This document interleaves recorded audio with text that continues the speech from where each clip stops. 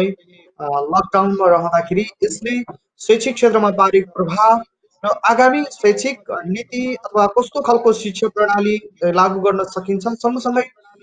अहिले यो लकडाउनको कारणले शैक्षिक क्षेत्रमा एकवटा नयाँ शैक्षिक प्रणालीको विषय निकै चासो र बहसको विषय बनिरहेको छ। सँगसँगै अहिले यो अनलाइन शिक्षा ग्रामीण क्षेत्रका बालबालिकाहरूको लागि यसले एउटा खालको मानसिक रूपमा अभिभावकहरूका लागि एउटा मानसिक रूपमा यसले नकारात्मक प्रभाव पनि पारिरहेको छ भन्ने खालका बहस पनि भइरहेको छ।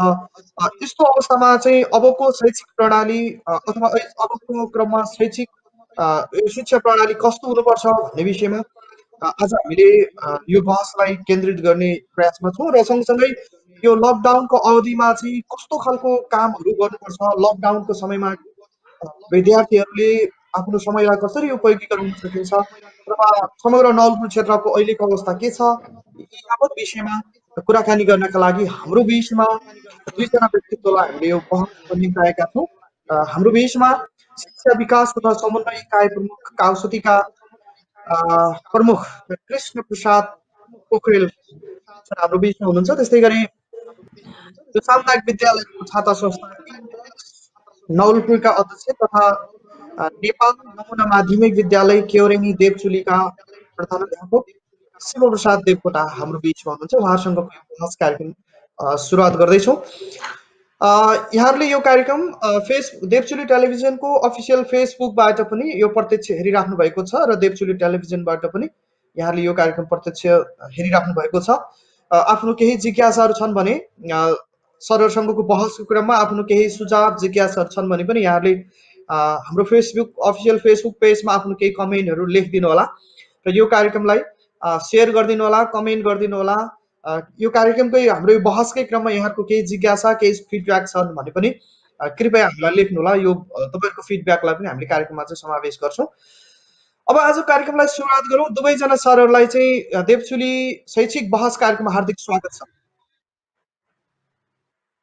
धन्यवाद देवचुली टेलिभिजन परिवार र केबी राणा सरलाई। धन्यवाद देवचुली टेली परिवार र विशेष रूपमा कार्यक्रमका प्रस्तुता एवं देवचुली टेलिभिजनका सञ्चालक संस्थापक केबी राणा सरलाई।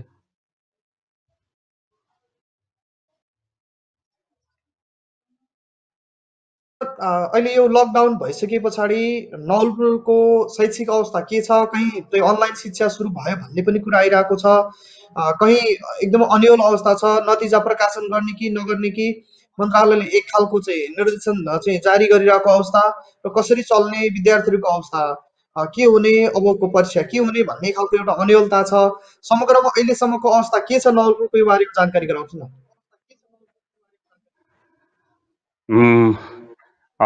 मलाई सोध्नुभयो जस्तो लाग्यो प्रश्न। सर्वप्रथम त यो देवचुली टेलिभिजनमा यो शैक्षिक बहस अहिलेको समय सान्दर्भिक शैक्षिक बहस कार्यक्रममा प्रत्यक्ष प्रसारण गरेर आम शैक्षिक सरोकारवालाहरूको जिज्ञासा मेटाउने र हाम्रा केही कुराहरू दर्शक एवं श्रोताहरूमा पुर्याउने जुन जमर्को गर्नुभयो त्यसको लागि म देवचुली टेलिभिजन परिवारप्रति हार्दिक आभार व्यक्त गर्न चाहन्छु। र यहाँहरू सबैलाई थाहा छँदैछ विश्वव्यापी रूपमा यो कोरोना भाइरस अथवा कोभिड-19 को महामारीका कारण विश्वका धेरै देशहरू ठप्प अवस्थामा छन् र यो ठप्प रहेको अवस्थामा नेपाल सरकारले यो महामारी फैलिन सक्ने जोखिमलाई पूर्वानुमान गरेर कक्षा 1 देखि 9 कक्षासम्मका वार्षिक परीक्षाहरू चैत 5 गते भित्र सम्पन्न गर्नु भनेर निर्देशन प्राप्त गरे बमोजिम नवलपुर भित्रका सबै विद्यालयहरूले चैत 5 गते कक्षा 1 देखि 9 सम्मका सबै परीक्षाहरू सम्पन्न गरिसकेको अवस्था र यसै परीक्षा चैत 6 गतेबाट सुरु हुने भनेर परीक्षार्थीहरू सबै पूर्ण रूपमा तयारी भएर परीक्षा हलमा भोलि बिहान 7 बजे जाने भनेर तयारी अवस्थामा रहेको अवस्थामा सरकारले यो महामारीको जोखिमलाई आधार मानेर परीक्षा स्थगित गर्यो र अहिले परीक्षा सकिएका विद्यार्थी र परीक्षा तयारी गरिरहेका एसईई कक्षा 11 र कक्षा 12 का परीक्षा नसकिएका विद्यार्थीहरू घरमै सुरक्षित ढङ्गले रहेको अवस्था छ। र हामीले विगतका अभ्यासहरू हेर्दाखेरि के देखिन्छ भने शैक्षिक सत्रको अन्तिममा विद्यार्थीका वार्षिक नतिजाहरू प्रकाशन गर्ने र सँगसँगै विद्यालयका एक शैक्षिक सत्रभित्र भएका आम गतिविधिहरूलाई समीक्षा गरेर आगामी शैक्षिक सत्रमा कसरी सुधार गर्दै अगाडि बढाउन सकिन्छ भन्ने सन्दर्भमा एक शैक्षिक सत्रको समीक्षा गर्ने र आगामी शैक्षिक सत्रको सुरुवात सँगसँगै भर्ना अभियान लगायत नयाँ परिपाटीबाट नयाँ शैक्षिक कार्यक्रमहरू सञ्चालन गर्दै शिक्षण सिकाइ क्रियाकलाप अगाडि बढाउने जुन परम्परा थियो त्यो परम्परा अहिले यो महामारीको कारणले सुचारू हुन सकेको अवस्था छैन। तर पनि हामीले विभिन्न माध्यमहरूबाट र विभिन्न बहसहरू मार्फत आम अभिभावक विद्यार्थी लगायत जो शिक्षासँग सरोकार राख्ने व्यक्तित्वहरू हुनुहुन्छ उहाँहरूलाई यो महामारीको अवस्थामा विद्यार्थीहरूलाई घरमै सुरक्षित ढङ्गले सिकाइका वातावरण सिर्जना गर्नुहोस्। विशेष गरेर धर्म संस्कृति रीतिरिवाज एवं व्यवहारमूलक चाहिँ सिपहरू सिकाउनको लागि घर नै पहिलो पाठशाला हो भन्ने आधारलाई सबैले मनन गर्दै त्यसलाई चाहिँ पूर्ण रूपमा परिपालन गर्दै उपयुक्त समय रहेको अवस्थामा विद्यालयको वार्षिक नतिजाहरूलाई समयमा प्रकाशन गर्ने र नेपाल सरकार अथवा प्रदेश सरकार अथवा स्थानीय सरकारले गरेको निर्देशनको आधारमा भर्ना अभियान लगायत शैक्षिक गतिविधि अगाडि बढाउने भन्ने सन्दर्भमा हामी बहसमा रहेका पनि छौँ र त्यही अनुसार सबै आम सरकारवालाहरूमा सुझाव एवं उहाँहरूलाई सान्त्वना दिने अथवा उहाँहरूसँग एक आपसमा हातेमालो गरेर अगाडि बढिरहेको अवस्था छ। अनलाइन माध्यमबाट अथवा फेसबुकबाट चाहिँ आफ्नो नतिजा प्रकाशन गरिसकेको अवस्था छ भने केही विद्यालयले के गर्ने भन्ने विषयमा एउटा खालको अन्यलता देखिरहेको छ। मन्त्रालयले पनि प्रष्ट खालको चाहिँ निर्देशन चाहिँ दिइसके जस्तो लाग्दैन। यस्तो अवस्थामा नवलपुर जिल्लाको हकमा चाहिँ के गरिराख्नु भएको छ? टिम र नयाँ शैक्षिक सत्र सुरु हुने संस्थाहरूका प्रमुखहरूसँग शैक्षिक बहसमा अनलाइन विधिहरू मार्फत चाहिँ बहस गऱ्यौँ र धेरै पटक हामी बैठक पनि बसेका छौँ। यद्यपि अहिले हामीसँग यहीँ प्रत्यक्ष प्रसारणमा रहनुहुने आदरणीय शिवप्रसाद देवकोटा सर पनि सहभागी हुनुहुन्छ र हामीले अहिले यो कोभिड-19 को महामारीको कारणले विद्यालयका नतिजाहरू तयारी अवस्थामा रहे पनि कतिपय विद्यालयको तयारी अवस्थामा रहन बाँकी रहेको र कतिपय विद्यालयले तयारी अवस्थामा राखेको र कतिपय विद्यालयले नतिजा प्रकाशन पनि गरिसकेको अवस्थामा यो अहिलेको महामारीमा लकडाउनमा नतिजा प्रकाशन गऱ्यौँ भने केही मान्छेका विद्यालयमा आउने जाने अथवा चाहिँ मानसिक रूपमा अहिले विद्यार्थीहरू परीक्षा दिएर जसरी घरमा बसेको छ नतिजा आइसकेपछि थोरै मानसिक टर्चर पर्छ कि भन्ने हिसाब जिल्लाभरि एकरूपता कायम गरौँ र नेपाल सरकार प्रदेश सरकार अथवा स्थानीय सरकारले निर्देशन गरेको अवस्थामा सोही बमोजिम गर्ने र नतिजा प्रकाशनको कार्यलाई तयारी अवस्थामा राख्ने भन्ने सन्दर्भमा हामी छलफल भएर निष्कर्षमा पुगे बमोजिम हामीले सोही अनुसार विद्यालयलाई परिपत्र गरेको अवस्था छ र केही विद्यालयहरूले सूचना समयमा प्राप्त गर्न नसकेको कारणले नतिजा प्रकाशन गर्यौँ भन्ने कुराहरू पनि आएको छ। तर हामीले विद्यालयको परिवेश अथवा चाहिँ स्थानीय अहिले यहाँ परिवेश अनुसार जुन विद्यालयमा जस्तो खालको चाहिँ सुरक्षा प्रबन्ध अपनाउन आवश्यक हुन्छ सोही अनुसार भरसक जिल्लालाई सबै विद्यालयहरूमा एकरूपता कायम गरौँ र एकरूपता कायम गऱ्यौँ भने हरेक शैक्षिक गतिविधिमा एकरूपता हुन्छ र जिल्लाले जुन लक्ष्य र उद्देश्यका साथ अगाडि बढेको छ त्यो लक्ष्य र उद्देश्यलाई हासिल गर्न सजिलो हुन्छ भन्ने हिसाबले हामीले एकरूपता कायम गर्ने र नतिजालाई चाहिँ तयारी अवस्थामा राखेर तीन तहका सरकारहरू जुन सरकारले जे निर्देशन गर्छ निर्देशन गरे अनुसार गर्ने भन्ने सल्लाह भए बमोजिम धेरै विद्यालयहरूले नतिजाको लाई तयारी अवस्थामा राखेको र तयारी अब हामीले जुन निकायबाट जुन सरकारबाट चाहिँ निर्देशन हुन्छ निर्देशन भए अनुसार समयमै नतिजा प्रकाशन गर्ने भन्ने कुरा पनि छ र सँगसँगै अहिले नेपाल सरकार शिक्षा मन्त्री माननीय गिरिराज पोखरेलज्यूले पनि विभिन्न आम सञ्चार माध्यमहरूबाट भन्नु पनि भएको छ। उहाँले यो नतिजा प्रकाशनको कार्यलाई अगाडि बढेर भर्नाका कार्यक्रमहरूलाई कति अगाडि बढाउन लान सकिन्छ भन्ने सन्दर्भमा बहस भएका छलफल भएका कुराहरू पनि आएका छन् र नेपाल सरकारले गठन गरेको सुझाव कार्यदलले पनि 25 गतिभित्र नतिजा प्रकाशन गरिसक्ने र लकडाउनलाई उल्लङ्घन नगरिकन सामाजिक दूरी कायम गर्दै विद्यार्थी भर्ना अभियानका कार्यक्रमहरूलाई अगाडि बढाउन नेपाल सरकारलाई सिफारिस गरेको भन्ने हामीले आम सञ्चार माध्यमहरू मार्फत सुन्न पाएका छौँ। सायद आज बिदाको दिन भयो र भोलि शनिबार छ, आइतबारसम्ममा नेपाल सरकारले केही न केही निर्देशन गर्छ भन्ने हामीलाई लागेको छ र नेपाल सरकारले जे निर्देशन हामीलाई प्रदान गर्छ हामीले त्यो निर्देशनलाई पालन गर्दै अगाडि बढ्ने तयारीमा छौँ हामी। म कुराकानी क्रममा शिव सरसँग जोड्छु। यहाँको समय कसरी बिताइराख्नु भएको छ र समग्रमा यहाँले अहिले विद्यालयमा अनलाइन शिक्षा पनि सुरुवात गर्नु भएको छ भन्ने खालको कुरा पनि सुनेको छ। यहाँले स्कुलमा विद्यार्थीहरूलाई कसरी चाहिँ व्यवस्थापन गरिराख्नु भएको छ, स्कुलमा अहिले समग्र अवस्था के छ र चाहिँ यहाँको यो इनबक्स अन्तर्गतको विद्यालयहरूलाई चाहिँ यहाँले के गरिराख्नु भएको छ, जुन अघि कृष्ण सरले पनि भनिहाल्नुभयो अहिले एकरूपता कायम गर्ने विषयमा चाहिँ एउटा खालको अनियलता पनि छ। समग्र अहिलेको परिस्थितिलाई मन्त्रालयको निर्देशिका यी यावत कुराहरू यहाँले कसरी हेरिराख्नु भएको छ त्यो जानकारी गराउँछु। धन्यवाद। देवचुली टेलिभिजन अन्तर्गत यो शैक्षिक बहस कार्यक्रममा देवचुली टेलिभिजन परिवार शिक्षा विकास तथा समन्वय इकाइ नवलपुरका प्रमुख आदरणीय कृष्णचन्द्र पोखरेलज्यू, प्रस्तोता केबी राणाज्यू एवं यो कार्यक्रमलाई प्रत्यक्ष रूपमा हेर्नुहुने सम्पूर्ण देवचुली टेलिभिजनलाई मन पराउनुहुने देवचुली टेलिभिजनका शुभचिन्तकज्यूहरू र यो कार्यक्रममा मलाई उपस्थित गराएर नवलपरासी र जिल्लाको शैक्षिक स्थितिको बारेमा जुन कुरा राख्ने समय प्रदान गर्नुभयो, म देवचुली टेलिभिजन परिवारप्रति हार्दिक आभार प्रकट गर्न चाहन्छु र सरकारको नीति कार्यक्रम र जिल्ला शिक्षा विकास तथा समन्वय इकाइ कार्यालयले अहिलेसम्म खेलेको भूमिका र शिक्षा विकास तथा समन्वय इकाइसँग यो जिल्लाका पेसाकर्मीहरू, पेसागत संस्थाका प्रमुखहरूले हातेमालो गरेर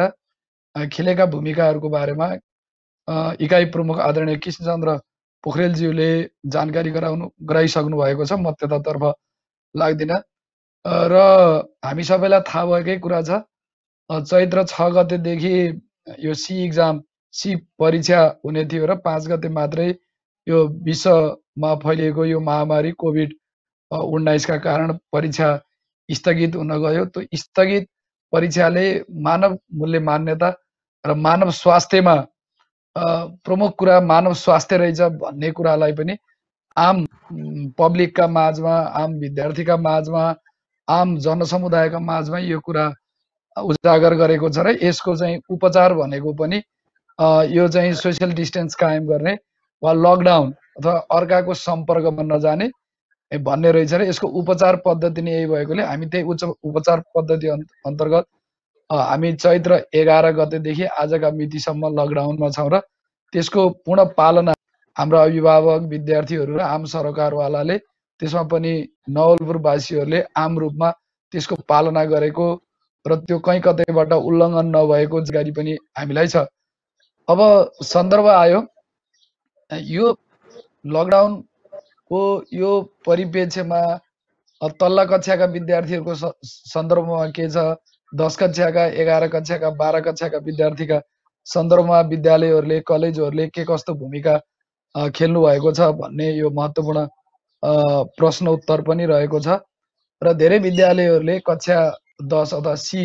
तयारीका लागि बसेका विद्यार्थीहरूलाई यो जुम क्लाउड मिटिङ मार्फत कक्षाहरू सञ्चालन गरेको पनि हामीले पाएका छौँ। त्यो अब यस्तो परिस्थितिमा जोसित साधन स्रोत छ, साधन स्रोत हुनेहरू नै अगाडि बढ्ने हुन्, स्रोत साधन नहुनेहरू एउटा कक्षामा एउटै टिचरले कक्षामा पठन पाठनको क्रियाकलापमा जोडिँदा पनि त्यही अबल विद्यार्थी पनि त्यही कक्षामा हुन्छ भने त्यहाँ कम क्षमताका कम बुझाइ क्षमताका विद्यार्थी पनि एउटै कक्षामा हुने हुँदा त्यही परम्परा अन्तर्गत अहिले अब जसको घरमा डिभाइसहरू छ भनौँ अब यो एन्ड्रोइड मोबाइल, ल्यापटप छ र विद्यालयले पनि त्यो किसिमको सेवा जुन दिन सक्ने विद्यालयहरू छन्, शिक्षकहरू पनि जो आइसिटीमा अबल हुनुहुन्छ उहाँहरूले आइसिटी मार्फत आफ्ना विद्यार्थीहरूलाई सेवा सुविधा दिएको र त्यो त्यसलाई राम्रै त्यो एक्स्ट्रा सुविधाको रूपमा हामीले त्यसलाई लिनुपर्छ र त्यसलाई हामीले राम्रै रूपमा लिएका छौँ र नेपाल नमुना माध्यमिक विद्यालय र इम्बक्समा आबद्ध धेरै विद्यालयहरूले यो जुम क्लाउड मार्फत अथवा जुम मिटिङ मार्फत अथवा जुमको माध्यमबाट ती शिक्षाहरू दिएका छन् र त्यसले माथिल्लो कक्षाका विद्यार्थीहरूका लागि राम्रै प्रभाव पारेको पनि हामीले बुझेका छौँ भने विद्यार्थीहरू साथीकोसँग पनि आज सरले के पढाउनु भयो के गर्नुभयो भने फोन सम्पर्क मार्फत वा सरहरूको पनि हामीले सबै विद्यार्थीहरूलाई सरहरूको फोन नम्बर पनि हामीले उपलब्ध गराएका छौँ। विद्यार्थीहरूले फोन मार्फत पनि आफूले नबुझेका आफूले सिक्न बाँकी रहेका कुराहरू सिकिरहेको कुरा पनि म जानकारी गराउन चाहन्छु भने अर्कोतर्फ अहिले अब यो अनलाइन शिक्षाको कुरा पनि बहस चलिरहेको छ। अब यो अनलाइन शिक्षा को बारेमा अब हामी आगामी शिक्षा नीति कार्यक्रममा यो शिक्षा भन्दा अथवा यो आइसिटी बेस्ड एजुकेसनलाई छलफल गरेनौँ। आइसिटी बेस्ड एजुकेसन केही होइन, हाम्रो परम्परागत शैक्षिक प्रणाली नै ठिक हो भन्नेतिर लाग्यौँ भने हामी अझै पनि हामीलाई पछाडि पार्नेछौँ र यो अहिलेको विषम परिस्थितिमा आइसिटीकै कक्षा तुरुन्तै चलाएर अगाडि बढ्दा राम्रो हुन्छ भन्ने धारणा भन्दा पनि मानव मूल्यमा आधारित र विद्यालय एउटा घर हो, घर एउटा विद्यालय हो र त्यो घरबाट पनि हामीले विद्यार्थीहरूलाई संस्कारका कुरा, आचरणका कुरा, अनुशासनका कुरा, हाम्रा पिता पुर्खाहरूले आफ्नै घरेलु सिप ज्ञान के सिकेका थिए, के जानेका थिए, के जान्न सकिन्छ, के गर्न सकिन्छ र हाम्रा गाउँठाउँमा स्थानीय तहबाट भोलि स्थानीय पाठ्यक्रममा राख्न सक्ने विषयवस्तुहरू के हुन् र तिनीहरूमा विद्यार्थीहरूको सहभागिता कस्तो हुन्छ भनेर हामीले लोकल करिकुलम फोकसका पठन पाठनहरूलाई पनि विद्यार्थीको माझमा यो बेलामा सम्प्रेषण गर्न सक्यौँ भने त्यो राम्रो हुन्छ र त्यसमा पनि र अहिले त्यति आत्तिहाल्नुपर्ने परिस्थिति पनि छैन र हाम्रै क्यालेन्डरमा हेऱ्यौँ भने हामीले अब यदि यो सहज परिस्थिति भएको भए यो वैशाखको 7 वा 8 गतेबाट हाम्रा कक्षाहरू सञ्चालन हुन्थ्यो र आजको मितिसम्म आइपुग्दा हामीले एक प्रकारको वार्षिक प्लानिङका कुराहरू भए, सदन विभाजनका कुराहरू भए, अतिरिक्त क्रियाकलापको व्यवस्थापनको कुराहरू भए र छात्र परामर्शका विषयवस्तुका कुरा भए, बाल मञ्च, बालबालिकाहरूको जुन सांस्कृतिक फाँटहरूको गठन कुरा भयो, अतिरिक्त क्रियाकलापको व्यवस्थापनका कुराहरू आजसम्म विद्यालयले गरिसक्थ्यो भने अब यदि विद्यालय सञ्चालन भएका दिनबाट हामी 1 हप्ताभित्र यी सबै कामहरू गर्न सक्छौँ। त्यसमा आत्तिहाल्नुपर्ने परिस्थिति छैन र हामीले शिक्षा विकास तथा समन्वय इकाइसँग पनि सम्पर्क गरेर हाम्रो पहिला सरसल्लाह अनुसार लकडाउन खुलेको तेस्रो दिनभित्र हामीले नतिजा प्रकाशन गर्ने र सामाजिक दूरीहरू कायम गर्दै भर्नाको अभियानलाई सुरुवात गर्ने र माननीय शिक्षा विज्ञान तथा प्रविधि मन्त्रालय अन्तर्गत माननीय मन्त्रीज्यूको पनि केही निर्देशनहरू हामीले टेलिभिजनमा देखेका छौँ र हामी त्यही अनुसार पनि विद्यालयका गतिविधिहरूलाई व्यवस्थापन गरेका छौँ र इम्बक्स नवलपरासीमा आबद्ध विद्यालयहरूका बारेमा पनि हामीले पहिलेदेखि यो लकडाउन पश्चात हामीले ती सबै कुरालाई व्यवस्थापन गर्नेछौँ। शैक्षिक क्यालेन्डर पनि त्यही अनुसारको हामीले ल्याउनेछौँ। विद्यालयहरू आत्तिनुपर्ने परिस्थिति छैन, विद्यार्थी भाइ बहिनीहरू पनि आत्तिनुपर्ने परिस्थिति छैन, अभिभावकज्यूहरू पनि आत्तिनुपर्ने परिस्थिति छैन र हामीले शैक्षिक क्षतिलाई न्यूनी गर्दै जुन अनलाइन शिक्षाहरूले चलाइराख्नु भएको छ प्रभावकारी छ जस्तो केही ठाउँमा के बहस पनि उठिरहेको छ भन्दाखेरि त्यो विद्यार्थीहरूमा अलिकति गरिब विपन्न विद्यार्थीहरू मानसिक रूपमा यसले चाहिँ नकारात्मक प्रभाव पार्ने भयो भन्ने खालको कुराहरू बहस चलिरहेछ। सम्पर्कमा यहाँले अहिलेसम्म अनलाइन कक्षा चलाउँदाखेरिको यसको फिडब्याक के पाउनु भएको छ त्यो जानकारी गराउनुहोस्। अब यो मैले अघि नै भनिसकेँ,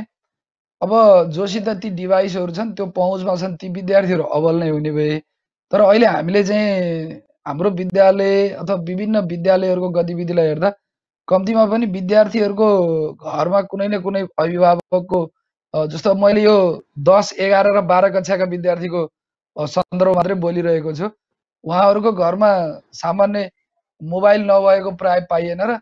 हामीले मोबाइलबाट पनि विद्यार्थी भाइ बहिनीहरूले नजानेका प्रश्नपत्रहरू शिक्षकलाई शिक्षकको रूपमा लिएर उनीहरूले आफूलाई टटकारै हुनसक्छ एउटा सामान्य सूत्रलाई पनि व्याख्या गरिदिन सकियो भने उनीहरूलाई त्यो एउटा प्रश्नको उत्तरलाई चाहिँ उनीहरूमा अप्ठ्यारो परेको फुकाइदिने र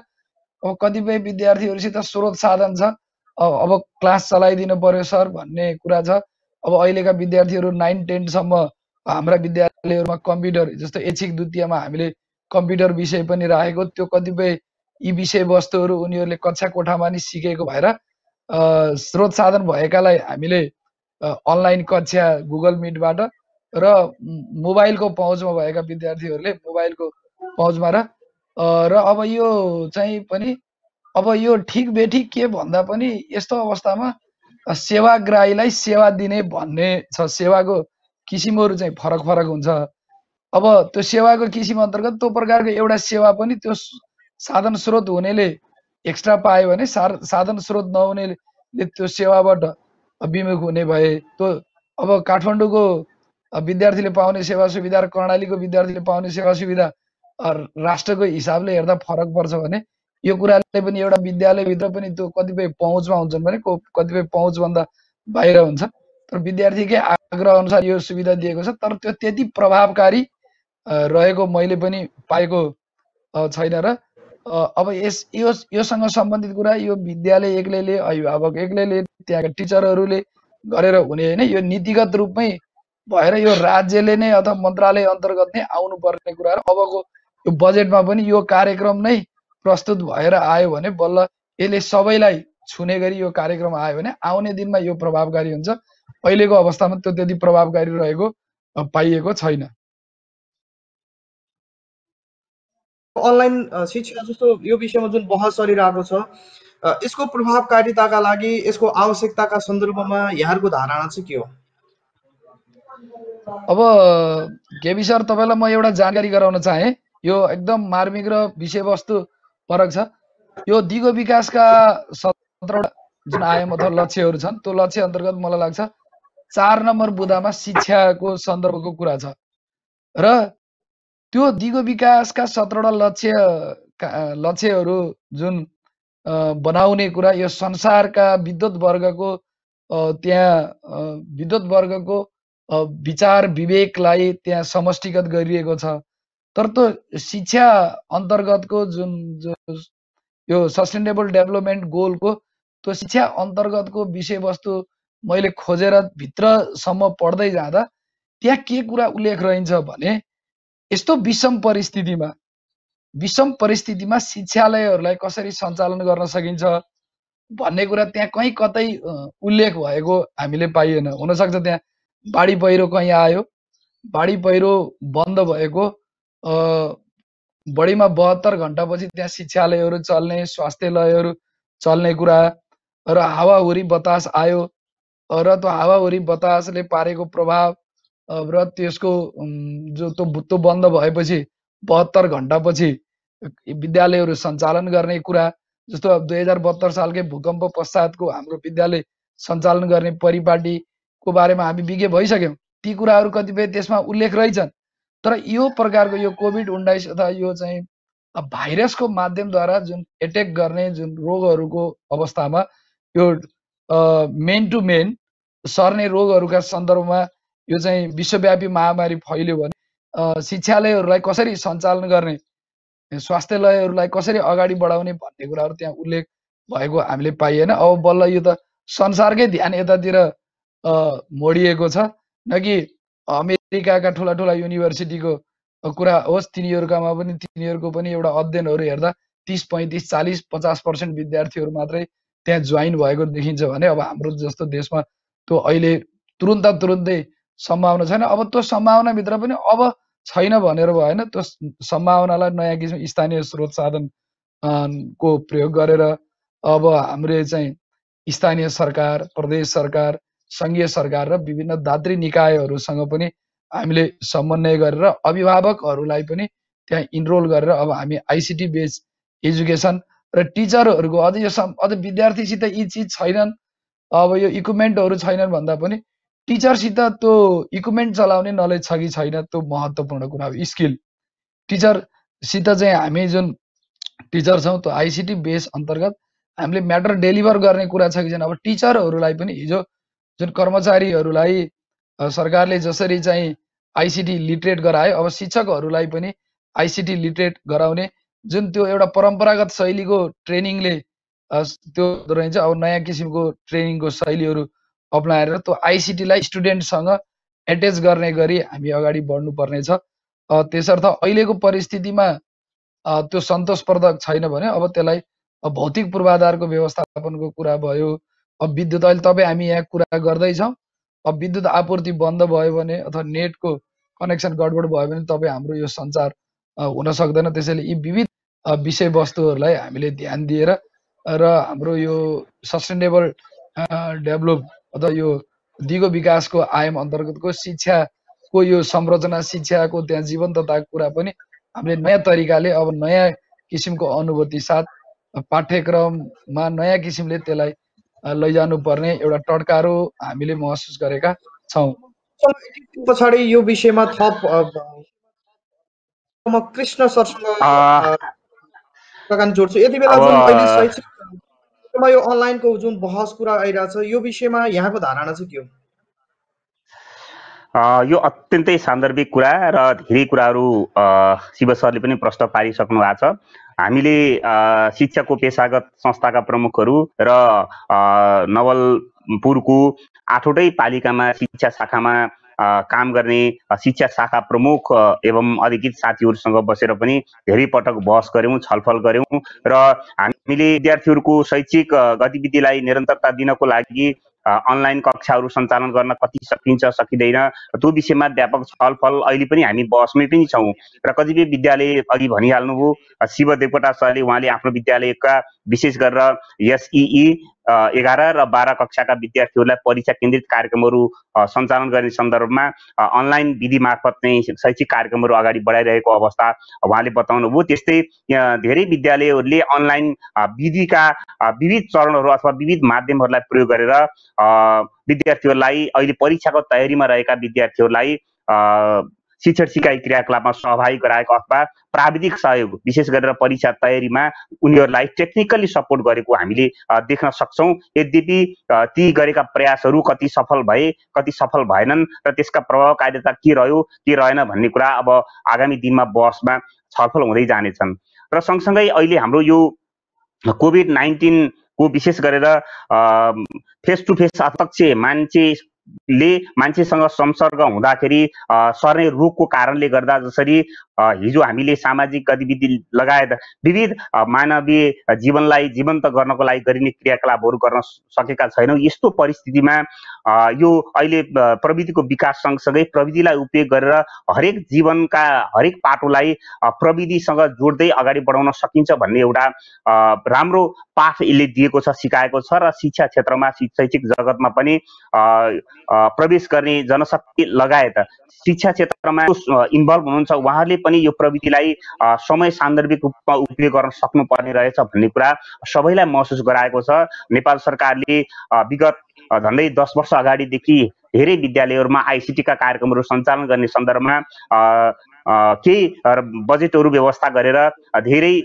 विशेष गरेर माध्यमिक तहका विद्यालयहरूमा आइसिटीका कार्यक्रमहरू सञ्चालन गरेको अवस्था पनि छ। तर त्यो पर्याप्त छैन। एउटा विद्यालयमा 5वटा 6वटा अथवा बढीमा 10वटासम्म कम्प्युटरको व्यवस्था गरेर सबै विद्यार्थीलाई पर्याप्त थिएन। त्यसले पनि के देखायो भने यदि त्यो कार्यक्रमलाई समयमै अलि धेरै व्यापक रूपमा अगाडि बढाउन सके भए अहिले अनलाइनका विधिहरूका कार्यक्रमहरू मार्फत सञ्चालन गर्ने सन्दर्भमा धेरैलाई विशेष गरेर शिक्षकहरूलाई शिक्षण सिकाइ क्रियाकलाप गर्नमा आइसिटीको प्रयोग गर्दै अभ्यस्त बनाउने रहेछ र विद्यार्थीहरूमा पनि त्यो किसिमको स्किल डेभलप हुने रहेछ भन्ने कुरा पनि महसुस गरिएको छ। यद्यपि अहिलेको यो अनलाइन विधि मार्फत शिक्षण सिकाइ क्रियाकलाप गर्ने सन्दर्भमा धेरै खालका बहसहरू हुँदै गर्दा यहाँले सुन्नु पनि भयो पोखरा उपमहानगरपालिकाले त्यहाँ अभिभावकहरू अथवा सरकारवालाहरूको गुनासोको आधारमा अनलाइन मार्फत गरिएका शिक्षण सिकाइ क्रियाकलापहरू बन्द गर्ने भनेर निर्देशन पनि गर्यो। त्यस्तै प्रदेश नम्बर 3 ले पनि सो सम्बन्धमा विशेष बस कार्यक्रम अगाडि बढाएर पछि निर्देशन गर्ने भनेर विभिन्न सञ्चार माध्यमहरू मार्फत अगाडि बढिरहेको अवस्था हामीले देख्न सक्छौँ र हाम्रो नवलपुर जिल्लामा पनि सो सम्बन्धमा बस र हरू निरन्तर अगाडि बढिरहेका छन्। तर हामीले के देखियो भन्दा अहिले पनि हेर्ने हो भने त्रिभुवन विश्वविद्यालय अथवा विश्वविद्यालयका अन्य विभिन्न विश्वविद्यालयहरूले आफ्नो शैक्षिक कार्यक्रमलाई निरन्तरता दिने सम्बन्धमा सञ्चालन गरेका अनलाइन कक्षाहरू पनि त्यति प्रभावकारी हुन सकेनन् भन्ने कुराहरू पनि आइरहेको अवस्था छ। तर यद्यपि विश्वविद्यालयले त्यो कार्यक्रमलाई परीक्षणको रूपमा अगाडि बढाउने भनेर निरन्तरता दिइरहेको अवस्था छ र विशेष गरेर माथिल्लो कक्षामा जहाँ विद्यार्थी आफै पनि सक्षम हुन्छन्, उनीहरूलाई केही निर्देशन दिएमा, प्रोजेक्ट वर्क दिएमा अथवा उनीहरूका केही समस्याहरू छन् भने त्यो समस्याको बारेमा चिन्तन गर्न र विकल्पहरू अथवा समस्या समाधानको विकल्पहरू खोज्न दिएमा उसले निश्चित समयमा खोजेर गर्ने सन्दर्भका कुराहरूमा चाहिँ विशेष गरेर माथिल्ला कक्षाहरूको लागि अलि बढी प्रभावकारी भएको देखिन्छ भने साना कक्षाहरूको लागि फेस टु फेस विधि जतिको प्रभावकारी अनलाइन विधि मार्फत हुनु रहेनछ भन्ने कुरा हामीले अन्य वैदेशिक अथवा विदेशमा भएका विभिन्न मुलुकहरूले गरेको अभ्यासका अनुभवहरू हामीले समाचार माध्यमहरू सञ्चार माध्यमहरूबाट सुनेका छौँ। त्यो हिसाबले पनि देखिएको अवस्था छ। र यद्यपि अहिले काउसती नगरपालिकाले रेडियो मार्फत अहिले चाहिँ अब अनलाइनका कार्यक्रमहरू सञ्चालन गर्ने सन्दर्भमा सबै बालबालिकाको पहुँच पुग्छ पुग्दैन, समन्वयताको दृष्टिकोणले हेर्दा सबैलाई एउटै न्याय दिने सन्दर्भमा के गर्न सकिन्छ भनेर चाहिँ बहस गर्ने सन्दर्भमा अहिलेसम्मको सबैभन्दा बढी एक्सेस भएको क्षेत्र चाहिँ रेडियो हो र त्यसपछि टेलिभिजन कार्यक्रम हो भन्ने हिसाबले पनि त्यो कार्यक्रम अहिले काउसती नगरपालिकाले परीक्षणको रूपमा अगाडि बढाएर विशेष गरेर एसई र कक्षा 11-12 का विद्यार्थीलाई लक्षित गरेर अनलाइनको कार्यक्रमहरू अगाडि बढाएका हामीले सुनेका पनि छौँ र मैले काउसती नगरपालिकाको कार्यक्रममा सहभागी हुने अवसर पनि प्राप्त भएको थियो। त्यो हिसाबले अब हामी अब विकल्प अरू छैन। अब हामी आगामी दिनमा अनलाइन सिस्टमबाट चल्ने सन्दर्भमा अनलाइनका कक्षाहरू सञ्चालन गर्ने सन्दर्भमा हामीले हाम्रो घर परिवार समाज समुदाय र विद्यालय सबै संस्थाहरूमा सो खालको वातावरण सिर्जना गर्नुपर्ने रहेछ भन्ने चाहिँ अहिले महसुस भएको छ र आगामी दिनमा यी पूर्वाधार निर्माण गर्ने सन्दर्भमा सबैको विशेष गरेर सरकारको र सरकार राख्ने सबै समुदायको अथवा सरकार राख्ने व्यक्तिहरूको ध्यान जाँदै पूर्वाधार निर्माण सँगसँगै प्रविधिसँग चल्नको लागि युक्त वातावरण सिर्जना गर्दै अभ्यस्त हुन र प्रविधिलाई उपयोग गर्ने पहुँच पुर्याउनको लागि सबैलाई महसुस गर्दै अगाडि बढेको अवस्था छ। र सँगसँगै अब यद्यपि अब यसका राम्रा र नराम्रा पक्षहरू अथवा सकारात्मक र नकारात्मक पक्षहरूबाट धेरै खालका विश्लेषणहरू भए पनि अघि शिव सरले भने चाहिँ केही नहुनु भन्दा केही हुनु राम्रो अथवा हुँदै नहुनु भन्दा केही भयो भने त्यसले केही न केही जसले पहुँच पुग्छले त्यसलाई उपयोग गर्न सक्छ, उपयोग गर्न सक्नेले उपयोग गर्ने वातावरण सिर्जना गरिदिनुपर्छ र उपयोग नगर्नेको हकमा पनि उपयोग गर्नको लागि जबरजस्ती अथवा उनीहरूलाई थप आर्थिक व्यवहार लगायत अन्य मानसिक अथवा सामाजिक रूपले प्रेसर पर्ने खालका चाहिँ वातावरण सिर्जना गर्नुहुन्न। पुग्नेले गर्ने र उसले गरेका चाहिँ पुग्नेले गरेकोमा त्यो कुरालाई अतिरिक्त सिकाइको रूपमा अथवा अतिरिक्त के भन्छ त्यसलाई सहक्रियाकलापको रूपमा अगाडि बढाएर लानुपर्छ भन्ने कुरा पनि चलेको छ। र अब अहिले तत्कालको लागि हाम्रो नवलपुरको जिल्लाको हकमा यो अनलाइन कक्षा सञ्चालन गर्न त्यति सम्भव नहोला र सञ्चालन गरेका विद्यालयहरूले पनि त्यति प्रभावकारी नभएको हामीले महसुस गरेका कुराहरू हामीले सुन्न पाएका छौँ। र त्यो हिसाबले पनि हामीले शैक्षिक शिक्षाका पेशागत संस्थाका प्रमुखहरू र शिक्षा शाखाका प्रमुखहरू को बैठकमा हामीले एउटा के निर्णय पनि गरेका छौँ भने विद्यालयले सञ्चालन गर्ने अनलाइन कक्षाहरू अथवा अनलाइन मात्रै होइन अरू विधि पनि हुन सक्छन् विद्यार्थीलाई टेक्निकली सपोर्ट गर्ने सन्दर्भमा ती विधिहरू लकडाउन उल्लङ्घन नहुने किसिमले प्रयोग गर्दै अगाडि बढाउनको लागि अनुरोध गर्ने भनेर हामीले निर्णय गरेका छौँ र सोही अनुसार हामी सबैलाई अनुरोध गरेका छौँ। यद्यपि अहिले एसई र कक्षा 11-12 को परीक्षाको तयारीमा रहेका विद्यार्थी भाइ बहिनीहरूलाई शिक्षकहरू मार्फत अथवा विद्यालय परिवार मार्फत चाहिँ केही न केही टेक्निकल सपोर्ट गर्ने प्रयास भएको छ र यो अनलाइन विधि हामीले प्रयोग नगर्ने होइन प्रयोग गर्नै पर्ने अवस्था सिर्जना भएको छ र यसलाई बिस्तारै हामीले कति सकिन्छ प्रयोग गर्दै जाँदाखेरि उपयुक्त हुन्छ भन्ने हामीले ठानेका छौँ। कृष्ण कृष्ण सर, यो जस्तो हो, यो जुन टेक्नोलोजी छ, यो टेक्नोलोजी एक हिसाबले हेर्दाखेरि आजभन्दा 40-50 वर्ष अगाडि अध्ययन गरेर शैक्षिक योग्यता हासिल गरेका विद्यालयका टिचरहरूको लागि त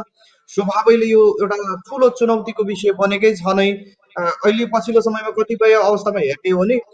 टिचरभन्दा विद्यार्थी टेक्नोलोजी फ्रेन्डली भएको अवस्था छ। यसले गर्दाखेरि शिक्षकहरूलाई स्वभावैले पनि यो टेक्नोलोजीसँग घुलमिल हुन अलिक केही समस्या पक्कै पनि भएको छ होला। समग्रमा चाहिँ विद्यार्थीहरूको चाहिँ चासो टेक्नोलोजी फ्रेन्डली स्कुल जुन एजुकेसन छ यो सिस्टममा विद्यार्थीहरूको चासो चाहिँ के पाउनु भएको छ यहाँ?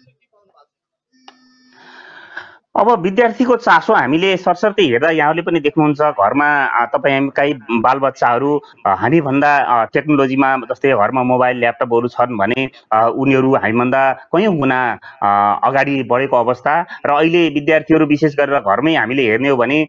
विद्यार्थीले केही नपाएको अवस्थामा चाहिँ अनलाइन विधिका चाहिँ टेलिभिजनहरू हेर्छ। टेलिभिजन भन्दा पनि उसलाई ल्यापटप भयो भने उसले ल्यापटपबाट अन्य कुराहरू हेर्छ, मोबाइल भयो भने मोबाइलमा अन्य कुराहरू हेर्छ। त्यसले गर्दा उनीहरू अहिलेको प्रविधिको विकास सँगसँगै प्रविधिलाई चाहिँ आत्मसात गर्नको लागि धेरै अग्रसर छन् र उनीहरूको माइन्ड पनि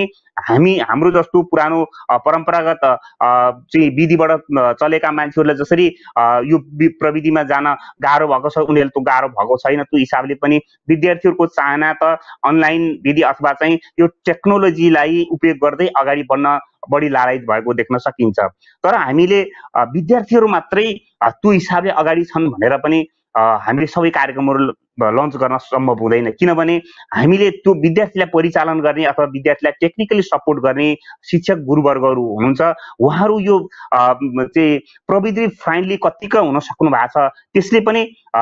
धेरै कुराहरू निर्धारण गर्छ। र हाम्रो अहिलेको परिवेशमा हेर्ने हो भने धेरै शिक्षक साथीहरू यो आइसिटी फ्रेन्डली हुनुहुन्न। यद्यपि कतिपय साथीहरूले मोबाइलमा फेसबुक चलाउनुहुन्छ, युट्युब हेर्नुहुन्छ अथवा केही गतिविधि गर्नु होला, तर त्यो मात्रै आइसिटी फ्रेन्डली होइन। आइसिटी फ्रेन्डली भनेको आफूले विद्यार्थीलाई दिनुपर्ने चिज आफूले आइसिटी अथवा कम्प्युटरमै अथवा त्यही टेक्नोलोजी प्रयोग गरेर तयार पार्न सक्ने, त्यसलाई प्रस्तुत गर्न सक्ने, त्यसबाट आएका फिडब्याकहरूलाई ग्रहण गरेर परिमार्जित गर्न सक्ने, त्यही अनलाइन विधिहरू मार्फत मूल्याङ्कन गर्न सक्ने, आफूलाई चाहिने मेटेरियलहरू खोजी गर्न सक्ने, त्यसलाई उपयोग गर्ने आदि धेरै कुराहरू त्यसमा पर्छन्। यद्यपि धेरै साथीहरूले हामी आइसिटी फ्रेन्डली भइसक्यौँ भन्ने कुराहरू भए पनि तर हामीले यी हाम्रा शिक्षक साथीहरूलाई टेक्निकल्ली त्यो हिसाबले परिष्कृत गर्न तालिम लगाएका धेरै कुराहरू मार्फत उहाँहरूलाई परिष्कृत गर्नुपर्ने अथवा तालिम दिएर त्यो विषयमा विज्ञता हासिल गराउनु पर्ने अवस्था देखिएको छ। तर पनि अहिले यो लकडाउनमा धेरै शिक्षक साथीहरू यो अनलाइन विधि अथवा चाहिँ आइसिटीसँग फ्रेन्डली हुनको लागि धेरै प्रयासरत रहनुहुन्छ। हामीले देखेका पनि छौँ धेरै शिक्षा अथवा शिक्षकसँग सरोकार राख्ने सङ्घ संस्थाहरूले अनलाइन विधि मार्फत कम्प्युटरका क्लासहरू, इन्टरनेटका क्लासहरू अथवा चाहिँ आवश्यक पर्ने डकुमेन्टहरू खोजी गर्ने र त्यसलाई प्रस्तुत गर्ने विधिहरूको बारेमा चाहिँ तालिम दिइरहेको अवस्था पनि हामीले देखेका छौँ। र शिक्षक साथीहरू पनि आइसिटी फ्रेन्डली हुनको लागि जागरुक भएको अवस्था छ र यो जागरुक भएको अवस्थालाई हामीले ग्र्याब गर्न सक्यौँ भने उहाँहरूमा जुन आउनुपर्ने परिवर्तन छ, चेन्ज छ, छिटोभन्दा छिटो ल्याउन सकिन्छ कि भन्ने हो। र त्यसमा अब विद्यार्थीहरू चाहिँ धेरै अगाडि गएको अवस्था र उनीहरूले आइसिटीलाई नै अवलम्बन गरेर आफ्ना शैक्षिक गतिविधि अथवा आफ्ना व्यावहारिक गतिविधिहरू अगाडि बढाउन लालायित छ। र शिक्षक साथीहरू पनि प्रविधि मैत्री भएर अगाडि बढ्नुपर्छ र विश्व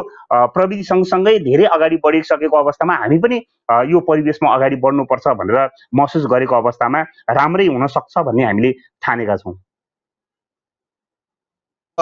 टेक्नोलोजीको कुरा गर्ने भने यो 2 दशकमा चमत्कारिक हिसाबले परिवर्तन भयो, जसले गर्दाखेरि अहिले नवढनाट्यहरूको लिस्ट हेर्ने हो भने यो टेक्नोलोजीलाई नै प्रयोग गरेर संसारमा थुप्रै नवढनाट्यहरू बिलिनियरहरू जन्मेका छन् र जति पनि अहिले संसारमा चमत्कारिक कामहरू गरेका छन् त्यही टेक्नोलोजी ई एजुकेसनबाटै भएको पाइन्छ। हाम्रो नेपालको शैक्षिक प्रणालीलाई हेर्ने हो भने 30 वर्ष 40 वर्ष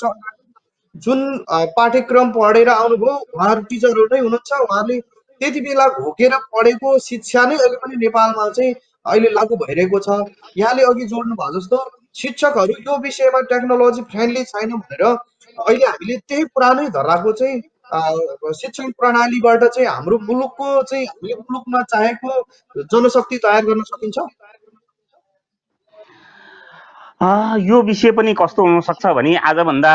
400-500 वर्ष अगाडिको इतिहास हेर्नुभयो भने त्यति बेला प्रविधि थिएन। प्रविधि भन्नाले अर्को खालको जस्तै मेसिनरी पाट पूर्जाहरूको प्रविधिको विकास भएको थियो र त्यति बेलाका बिजनेस गर्ने मान्छेहरूले त्यही मेसिनरी पाट पूर्जाहरूको बिजनेस गरेर विश्वमा चमत्कारिकता अथवा चाहिँ धेरै अगाडि बढेको हामीले इतिहास पढ्न सक्छौँ र समय परिवेश अनुसार हामीले हेर्न सक्छौँ। विश्वयुद्ध दोस्रो विश्वयुद्ध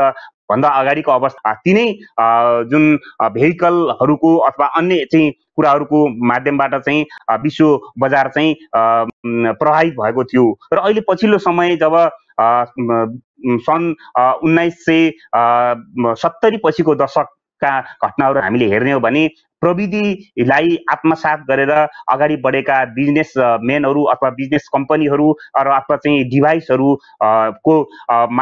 क्षेत्रमा लागेका मान्छेहरूले धेरै प्रगति गरेको अवस्था हामीले देख्न सक्छौँ र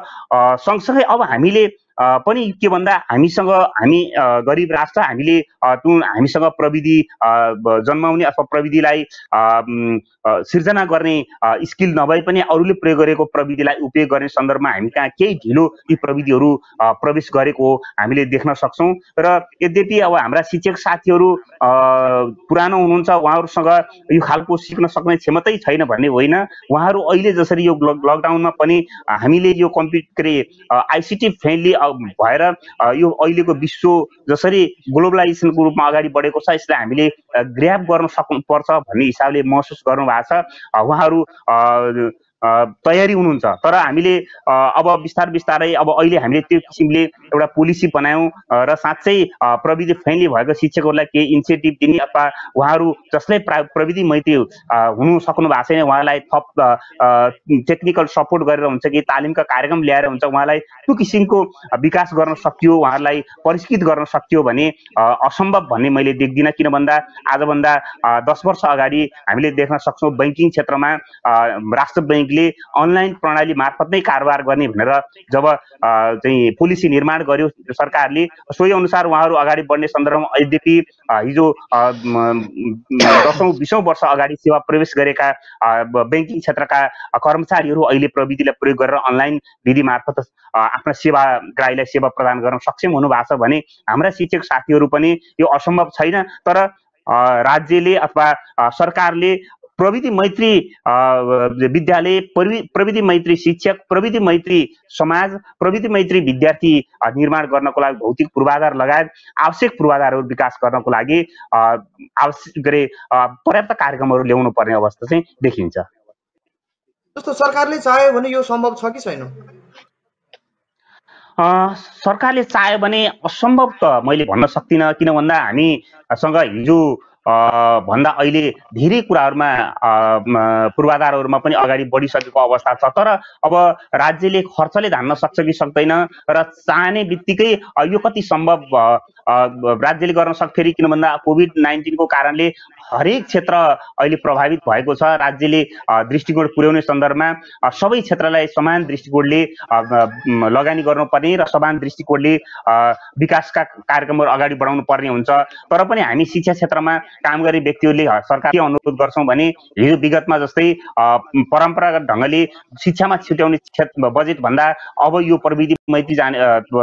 समाज निर्माण गर्ने सन्दर्भमा प्रविधि मैत्री विद्यालय निर्माण गर्ने सन्दर्भमा केही न केही बढी बजेट छुट्याएर कार्यक्रमहरू ल्याउन पर्छ भन्ने हामीले चाहिँ सुझावहरू विभिन्न चरणमा दिएकै छौँ र सायद सरकारले पनि केही न केही प्राथमिकता राखेर यसलाई P1 कार्यक्रमको रूपमा अगाडि बढाउन सक्यो भने असम्भव भन्ने कुरा मैले देख्दिनँ। म शिव सरसँग कुराकानी जोड्न चाहन्छु यही विषय नै। शिव सर यो जुन अहिले गभर्मेन्टको जुन अहिले चाहिँ एजुकेसन जुन मोडल छ यो मोडललाई यहाँले कसरी हेर्नु भएको छ र अहिले टेक्नोलोजीसँग जोड्ने पाटोमा सरकारले खेल्नुपर्ने भूमिका र अहिलेको आवश्यकता चाहिँ के हो? यो साह्रै सान्दर्भिक प्रश्न छ केपीजी। अब हामीले विद्यार्थीसँग गर्ने कुराकानीहरू फेरिए हिजोका दिनमा हामीले कक्षा कोठामा विद्यार्थीको घरयासी विवरण लेख्दा घरको आर्थिक स्थिति कस्तो छ, परिवार संख्या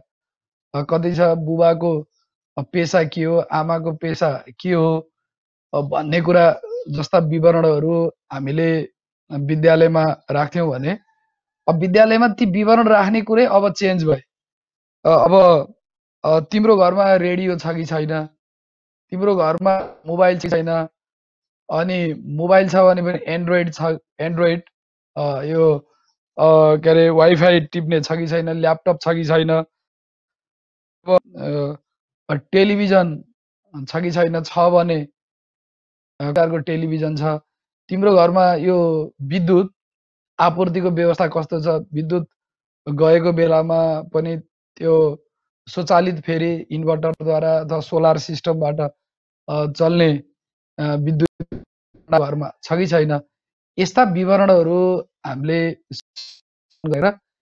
त्यही अनुसार अभिभावकहरूले अहिलेसम्म आफ्ना बालबच्चाका लागि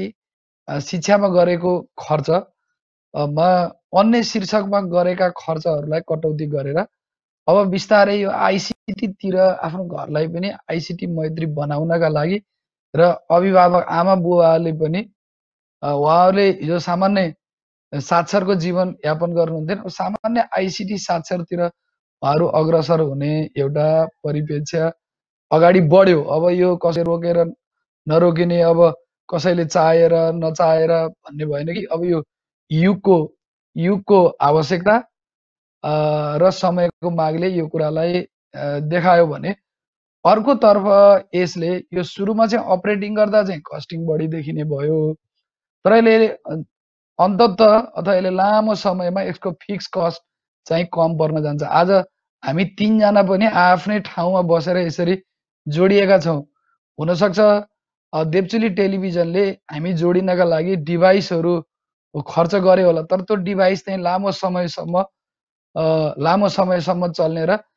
त्यसको एभरेज कस्ट निकाल्ने भने त्यो पछि के पर्न जाने, कम पर्न जाने हुँदा कालान्तरमा यो सस्तो पर्न पनि जान्छ। र अर्को फेरि त्यही सँगै उब्जिएको प्रश्न छ, हिजो 20 वर्ष अगाडि म प्रवेश गरेको शिक्षक, हाम्रो पालामा आइसिटी थिएन, हामी सामान्य चाहिँ यो लेक्चर मेथडबाट अध्ययन अध्यापनमा जोडिएका शिक्षक, आज प्रविधिले अनि अब विद्यार्थीहरूले पनि हामीलाई के कुराको प्रश्न गर्ने भइसक्यो भने, सर तपाईँले इन्टरनेटको माध्यमबाट इन्टरनेटबाट सूचनाहरू लिने, हामीलाई डेलिभर गर्ने, मोडुलहरू शैक्षिक मोडुलहरू बनाउने, हामीलाई प्रोजेक्ट वर्क पनि इन्टरनेटको मार्फत नै तपाईँले दिन सक्ने नसक्ने, हामीले इन्टरनेटमा पठाएको म्याटरलाई तपाईँले जाँचेर हाम्रो बिचमा पठाउन नसक्ने, तपाईँले कक्षा कोठामा पावर पोइन्ट प्रयोग गरेर पढाउनु सर, त्यसलाई देखाउनु, विभिन्न भिडियोहरू डाउनलोड गरेर देखाउनु, हामीले कार्यक्रम गरेका जस्तो विद्यालयमै मञ्चन गरिएका कार्यक्रमहरूलाई भिडियो बनाउनु, भिडियोलाई युट्युबमा अपलोड गरिदिनु भन्ने जिज्ञासाका प्रश्नहरू पनि अब विद्यार्थी भाइ बहिनीले शिक्षकहरूलाई राख्न सक्नुहुन्छ होइन। अब यो लकडाउन खुलेर जुन हामी औपचारिक कक्षामा जान्छौँ, ती त थुप्रै प्रश्नहरू हाम्रा कानमा गुन्जिनेछन्, ठोकिनेछन् र त्यसको सवाल जवाब हामीले दिनुपर्नेछ। त्यसर्थ मैले यही आजको यो देवचुली शैक्षिक बहस कार्यक्रम मार्फत सम्पूर्ण शिक्षक मित्रहरूलाई म के जानकारी गराउन चाहन्छु भने, यो जुन लकडाउनको परिस्थितिमा जुन हामी उपचारका लागि, कोभिडको उपचारका लागि भन्छु म त, यो कोभिडका उपचारका लागि जुन हामी आफ्नै घरमा लकडाउनमा छौँ, यो अवस्थामा हामीले केही न केही प्रविधिका कुराहरू सिकौँ। छरछिमेकीसित हुनसक्छ, टेलिफोनबाट सम्पर्क गरेर हुनसक्छ, आफ्नै घरमा भएको कम्प्युटर ल्यापटपबाट हुनसक्छ, नजान्नेहरूले जान्नेबाट सिकौँ, जानेकाहरूले अन्तर्राष्ट्रिय स्तरमा के छ त्यसलाई हामीले बुझौँ र लिगौँ। र आगामी दिनमा सरकारले पनि कृष्ण सरले भन्नुभएको छ, अब यो वर्ष बजेटको ठुलो हिस्सा स्वास्थ्य क्षेत्रमा जाने पक्का छ। बजेट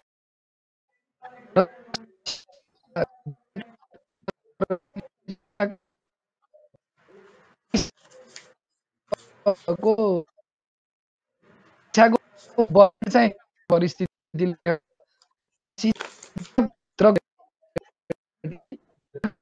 विद्यालयहरूमा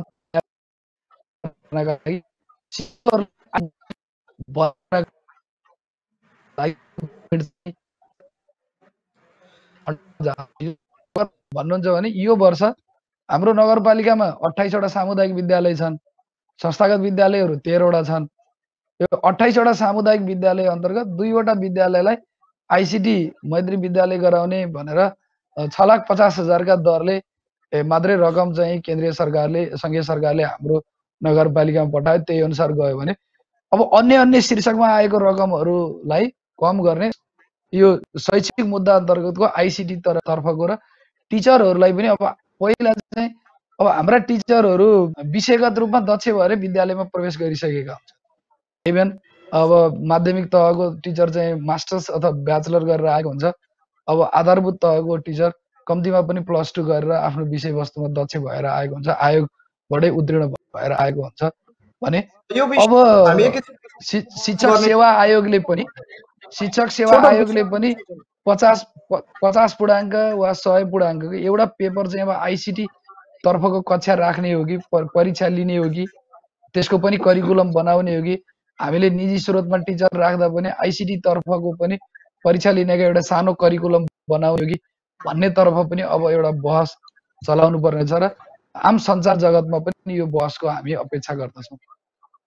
हुन्छ, हामी छोटो विश्राम गर्छौँ सर, त्यसपछि बाँकी बहस यहाँको बिचमा जोड्नेछौँ। धन्यवाद। धन्यवाद।